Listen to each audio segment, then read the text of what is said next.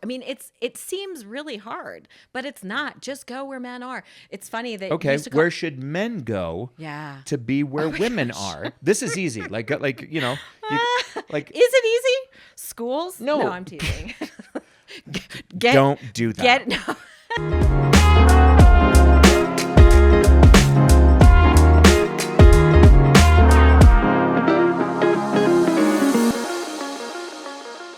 These things, and sort of like when you stack them all up one right after the other, I'm like, holy shit, I can't believe you married Okay, it. but all of that to be said, like I was past that, right? But like you struck something in me so that this is, I felt deeply in my person. This like is, I think, a really good lesson Okay. for anyone out there. Sure. Right? You don't have to be in your early 20s or like anytime in anyone life. who's looking for love. It's like sometimes I think people get so focused on their deal breakers. Sure, I was. Right? And if you had been focused on your deal breakers, Yeah, I'd have missed it. You and I never get together. Totally. Ever. Yeah. Right? Yeah. And I honestly think it's a great gift that I met you later in life and not in my This is I think one of the teens or fundamental early 20s. problems with how young people and just any people are dating now. Sure. Because all the Tinder profile Sure. is a list of potential deal breakers. Sure. Here's your face. Let's see if that's a deal breaker Right. first. And then let's take a look at the bio, because I'm Sure. assuming there's a bio there, right? Like let's take a look at the bio and the likes and the I should have dislikes.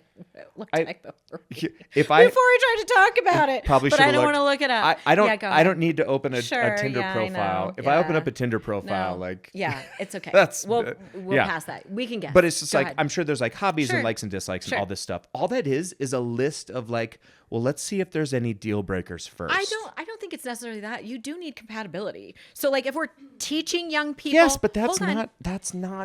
not what that's a list of necessarily. I don't know. I mean, I think it's a trap. If you Let put- me just say that. if you if put you're me- looking to be in love with someone, I also think like that's a trap. I think anything that's through a screen is a trap. I think I like a good old meet cute.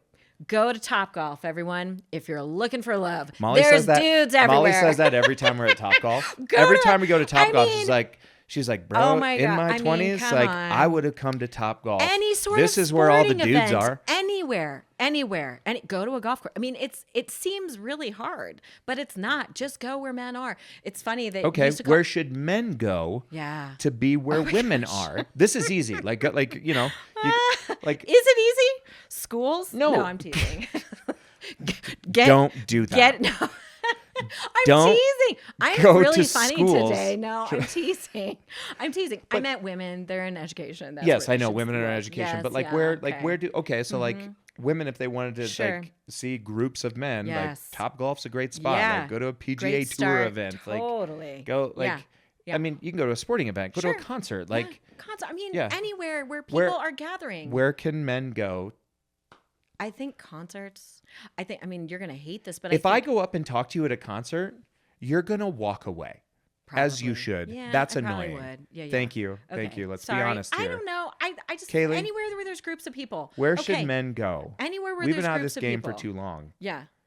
I think yeah, anywhere groups of people. Like But I like, think anywhere but like to where there's meet groups of people. people who are interested in talking. So, like, I think if you gather around things that you like to do. So Good like to your run clubs, yes. or Yes. If you go Yep. to like art openings or things like that. Yes. That you already have an interest in. Okay. There's lots of like outdoor to her point, like a lot of outdoor clubs. Well, we live in Colorado, so there's lots of clubs for everything. but Here's why I'm yes, asking. Here's why I'm please. asking. Yeah. Like It is tricky for men. I do agree. and I don't think I'm speaking for just me on this. I Sure. think I'm speaking for a lot of men. Like walking up and talking to a woman is a wildly intimidating Yeah, experience. well, and I think it's even more intimidating now because no one's practiced with they don't know how to do it. It's terrifying. Yeah. It's terrifying. Yeah. Like Yeah. if I'm being really honest, you asked me the Sure. question earlier, like why didn't I like dating? Sure. It's too The terrifying for walking up you. Yeah. and hi, I'm Weston. Can I buy you a Too drink? much risk. Yeah. Oh, that's that actually makes way more sense. So that's thank a you for really giant thinking. swing. Yeah. And if the answer is no, and I'm being really honest, like that blow to my ego Yeah. would have taken a while to recover from. Really? Yeah. Okay. 100%. Well, I mean, yes. I mean, I've had so many bad dates where like ego has been like, like I had a guy I shouldn't talk about this, but I had a Oh, guy go. one time. No, we were at dinner and I said something that pissed him off, and he had already been drinking like a fair amount because I think he was relatively nervous. So Yeah. he's pretty Yeah. lit by the time we were already at dinner, and I think I said something about it. And he was like, "Oh, you're so rude." And I was like, "Oh, okay. Am I? Like, are we there? Like, we done?" And he was like, "Yeah." And then like got up and left the restaurant, and I was like, "Hey, you have my car keys," and threw them to me down the street. I know, it was bad. It was really bad. And I was like, okay, wow. And like paid for my dinner because he walked out of the restaurant and like left. I must have said something. What did you say? I just was like, "You're pretty drunk and Also- you're being kind of embarrassing." Or Also, what an something. asshole. Like, I mean, you can have a bad again, date, but to lot like of first storm dates, off, throw your lot keys, of, I mean, like, it's easy to say that now, but I've sure, known you long enough yeah. to know, like, I could probably run through a catalog Yeah. of what you might have said. Yeah, I mean, I probably said something super rude and And I'm pretty sure biting. I'm sure it was maybe rude or hurtful. I'm sure it was, But not rude enough or yes. hurtful enough to like. It was pretty. I'm recalling because I can't remember the exact language, and I had probably blocked it out because I was like, "Oh, that was a doozy." But also, I'm pretty sure I was relatively rude, because he was like it was getting awkward to like the point he was like fumbling or like had dropped a couple things. I don't know. It was Oof. bad, and so I was like, "Hey, you're like," and just like called him out, and he was like furious. Anyway, Here's but that's not the way to find love. No. However, it's a great experience of what it isn't. correct. And those experiences count. That You counts asked for a me- lot. You asked me like, "Well, why did you like dating?" I was like, I like to find out all the things that I didn't know about someone. And I liked to find out the things that like, okay, are those things that I could live with for the rest of my life? Are those things that I can't live with? Is that an interesting place that like maybe I never thought that I'd be willing to go, but I will. Like I'll walk with you in whatever interest or whatever thing is that you're bringing to the table. Sure. What I had never been exposed to before, or is that truly like just so out of my comfort zone that it's going to try, and not out of my comfort zone, that's not what I mean. Is it going to change me to the point that like I'm going to feel like that's a loss of my identity or a loss of myself? So you said the deal breaker about being Catholic. It wasn't necessarily Catholicism. It was the identity around I could never be with anyone, and this is still true, to who saw the world, who saw themselves as the center of the universe and didn't see anything outside of that, or couldn't even conceive of anything, the realm of possibility Sure. outside of like the physical world, right? And their own perception of the physical world. Like there's just too many brains and there's too many ways to get that wrong. And I just don't, that's me, right? Like that's not how I see the world. It's not how we're raising our children to see the world. I could never have been with someone long term who just saw the world in that very sort of reductionist, small, not, sort of physical in a box way. I just, that is a deal breaker and continues to be true. I would have to be a different human being to go Correct. along with that life. So you're talking about deal breakers. Like that's what I want to instill in our kids. Like I want them to have to discern things in and of themselves that are so true about their person, about their nature, about who they are as a human being, and understand that it's a dance. Like nobody's perfect. You can look past the way people dress and the way they listen to music and all those things because their heart just is pure and great, and you immediately know that in a second. Here's the hard part. Okay. You can teach all of those things. Yes. But at some point, it is undeniable. You have to walk up to another person, introduce yourself, say hello, and take a swing. Yeah. And Great. And yes, great. But great. Slash terrifying. It Because is. and it's gotten. I don't think enough people have talked about the fact that it's gotten more terrifying. Yeah, I do think that's hold true. on, because it used to be, if I, Weston, went up to you, Molly, and just I'm gonna shoot my shot, right? I'm gonna ask you out, and it doesn't go well. Yeah. I have to live with that. Sure. And the worst thing that could happen is you could tell your friends about it, Yeah. and then we have some acquaintances who overlap. And that's sort of humiliating. So this is where I think Hold on. lot of your life is just sort of Hold shaping. on. Okay, go ahead. Now, Yes. I go up and I shoot my shot. Yes. Right? And I get denied. Now, all of a sudden, like that can become a very public experience Okay. where you post that. Right. So number one, understand. like Yes. that ramps Right. up the vulnerability Sure. exponentially. Number Yeah. two, like okay, like that's sort of like the young adult example. Like now think about what high school kids have to Yeah. do. And I am, just so you know, I'm super opposed to this as a movement that's happened in our high schools. And that is the promposal. Like, Oh. yeah, like send your emails. Go ahead. Delete, delete, delete. I will die on this hill. This is a bad idea. The Okay. promposal is a bad idea. It is already a super high gradient experience for one teenage child to walk up to another Sure. teenage child and say like, "Hey, will you go to a dance with me?" Yeah.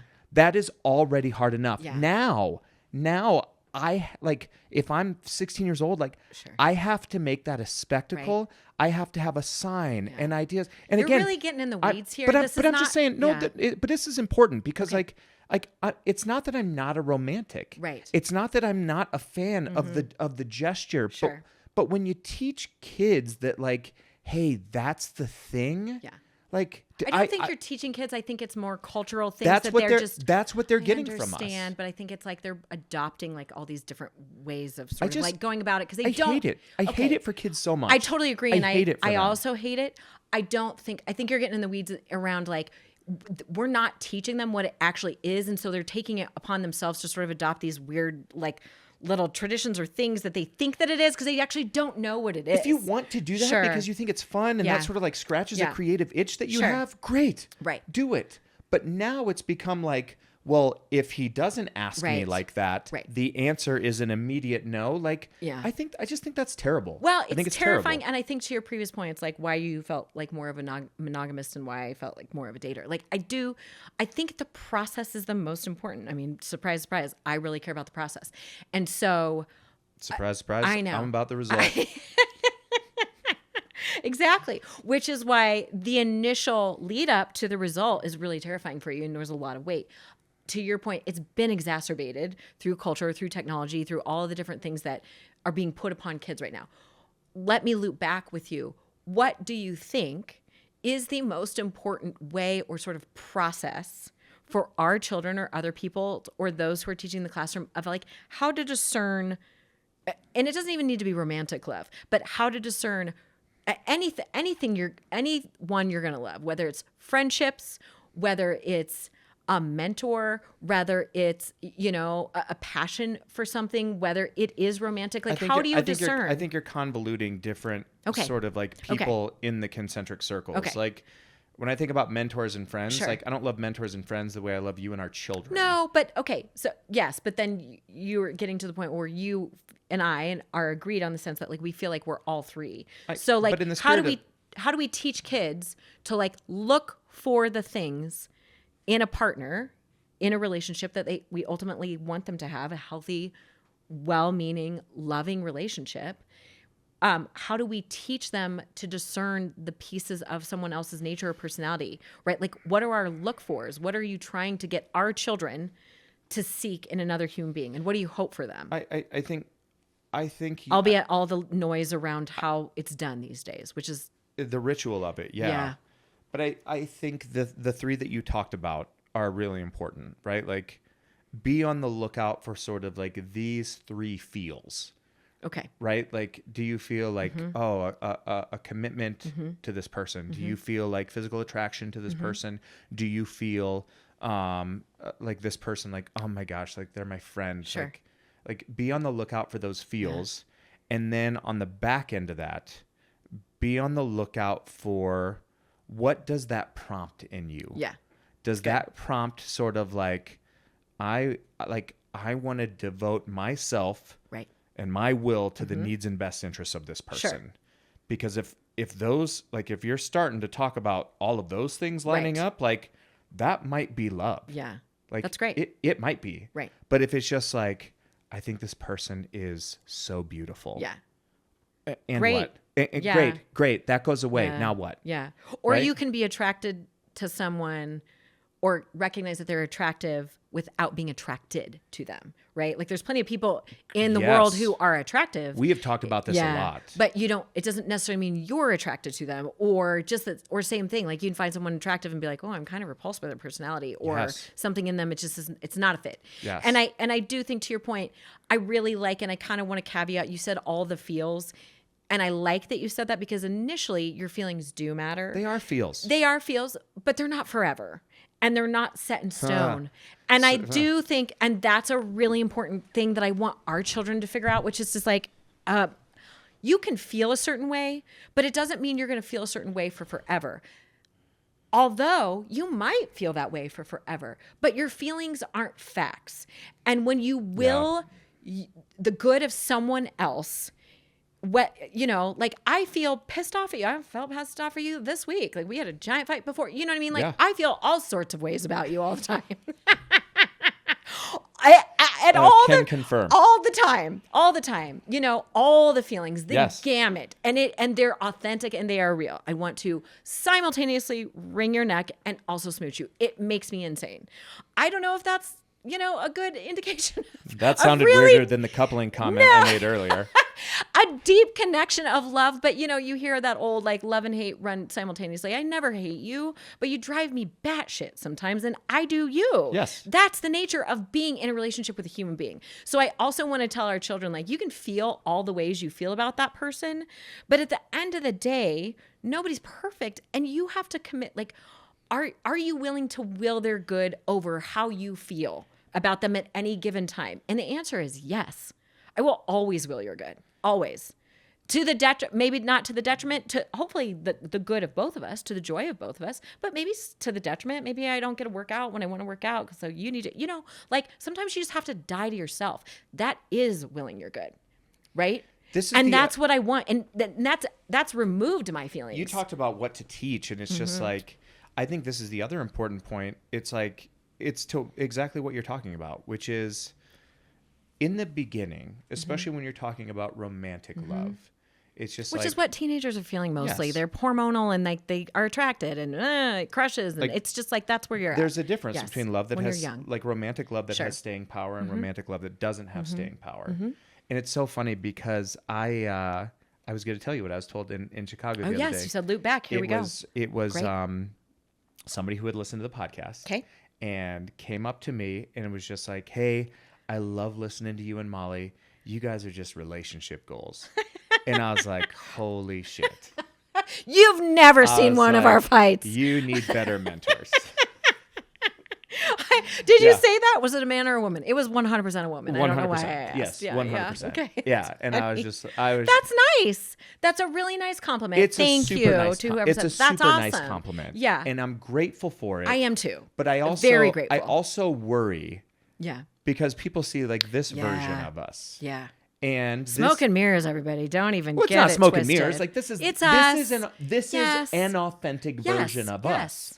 But there are also very different authentic versions of us that we would hate to put out there for all of you. Yeah, I want them in the vault for forever. And all of I do. God. Like, that was super ugly. There's some where I can't believe we had them in front of each other. Where it's just like, like that was us at our absolute worst. It was a double race to the bottom. Yeah. But the hard truth about romantic love is that like happens. It starts out in a place where it's just like, oh my gosh, like I love you so much and I can't even help it. Right. Like I just it chooses me and I have no control over it. The dirty little secret is like all romantic love gets to a place where like you still feel that. You do. Right? Where it's you still feel that. But I do. Yes, I do. Like it's like I love you so much and I can't help it.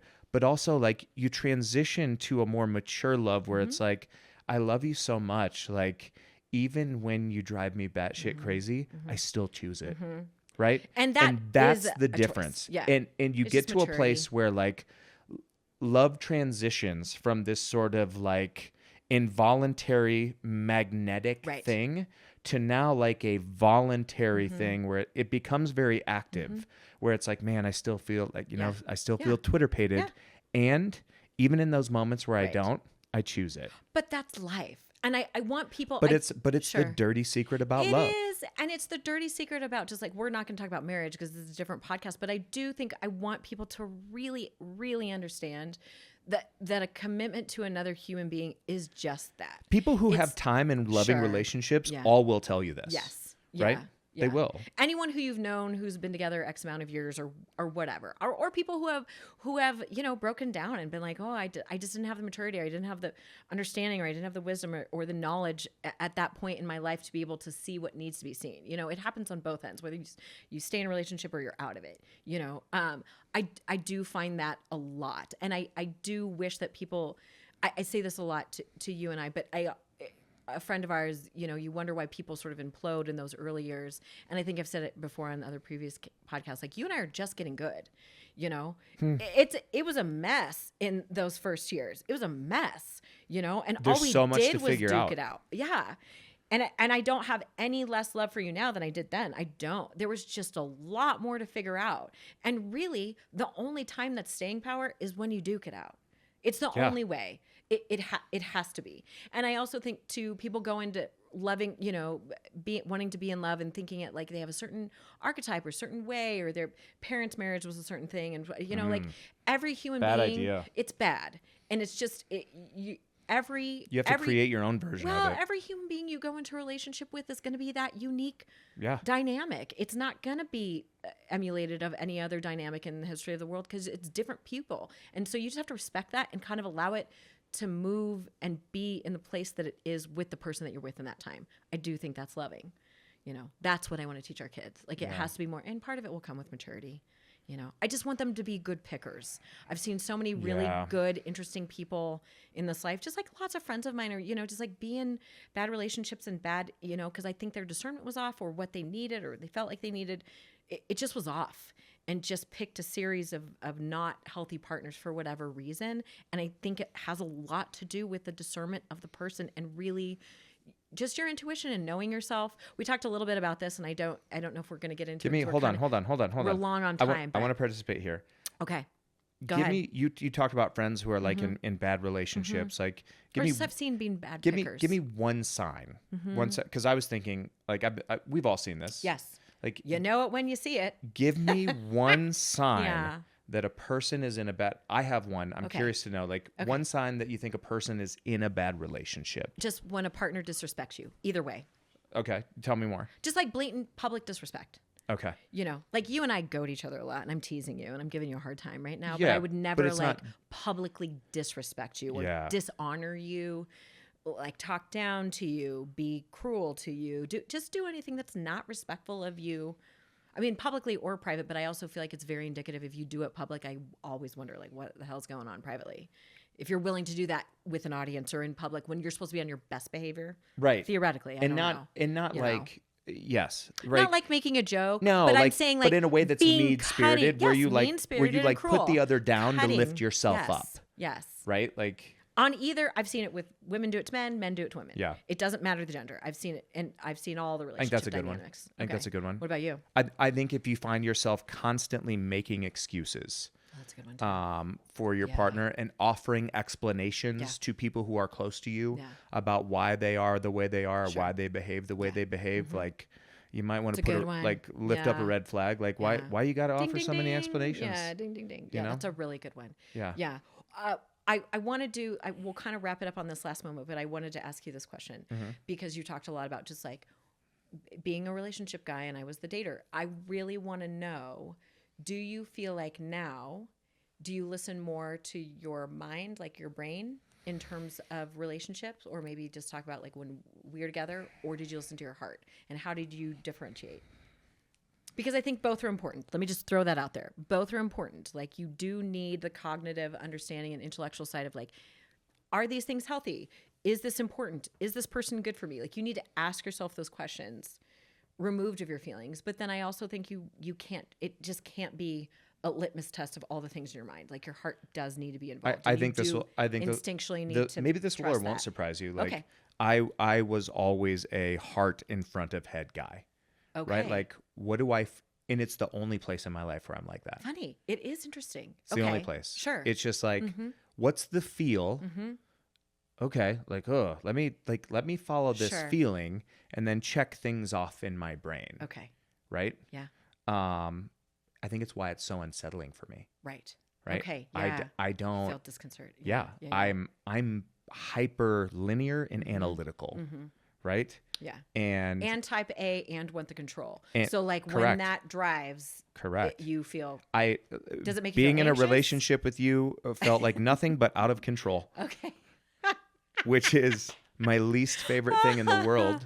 Welcome. It was Sure. a reconciliation Totally. of Yeah. the greatest feeling in the world Yes. and my most frightening feeling in the world. Terrifying. Yes, which is Yeah, like good. I'm not in control of this, but also like this is an emotion that's so overwhelming. Yes. I can't not follow it. Right. But I can't grasp this either because there's nothing that I can do to sort of manage it. Yeah. Correct. Yeah. Yeah. Welcome. Yeah.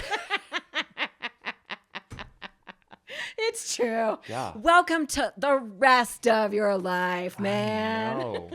I know. Ah, But that's yeah, that's- good. Yeah. yeah. Mine, this is funny to me. I was just the opposite. I think I always went because I'm not like this in the rest of my life. I'm very intuitive. I'm very lead with my heart. However, with you, I think I was definitely more analytical. Like, I don't know. None of these things seem to be lining up with my check boxes of all the things that I think that I need, but here we go. And similar, like very disconcerting, very nerve-wracking in all the good ways. Like didn't feel one way or the other, just felt, nervous, anxious, anxiety ridden. Yeah. Like, oh, what do I do with this? Where do I put this? Oh my gosh, this guy, he looks ridiculous and, and all these things. And like, where do I put him? Like, where is he going to fit? And, Feels good. And that to me, because I was so clear about like where things fit in my life, the fact that you didn't fit in any place in my life was good. But I think that's where I sort of needed to turn off like my heart and my instinctual, not turn off my heart, but like instinctually what I think like I always knew to be true and like listen to the things that were going on in my brain and my mind, which is like, no, see past all this stuff. Like this is important. Like, hello, Molly, listen, see in there. Who cares about what the exterior? Like he's super funny, he's super great with kids. You like all those things. All those things are important to you. Those things matter. So stop, trying instinctually to go to all the stuff that you think you care about and actually focus on the things you do care about and pay attention. And that I think was sort of the light bulb for me of like, okay, it doesn't look how I need it to look, or it's not in the package that I thought it was originally going to be, but none of that matters now. That's okay. Yeah. Good. It's really hard. It's sticky. How do we help our kids with all of this? It's sticky, but worth it in every way. Right? Makes the world go round. Yeah, it's true. It really does. I worked really hard not to drop it. That's what she said on you just now. Okay. Thank you for not. Yeah, you're welcome. Okay. Yeah. Yeah. Where are you going to be? How are you feeling? Do you have any other last thoughts?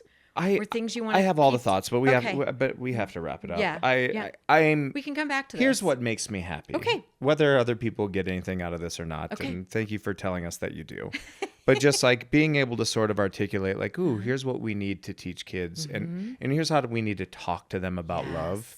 Because it's hard. It's a really it's a big topic that's hard to break down into bite-sized chunks. Yeah.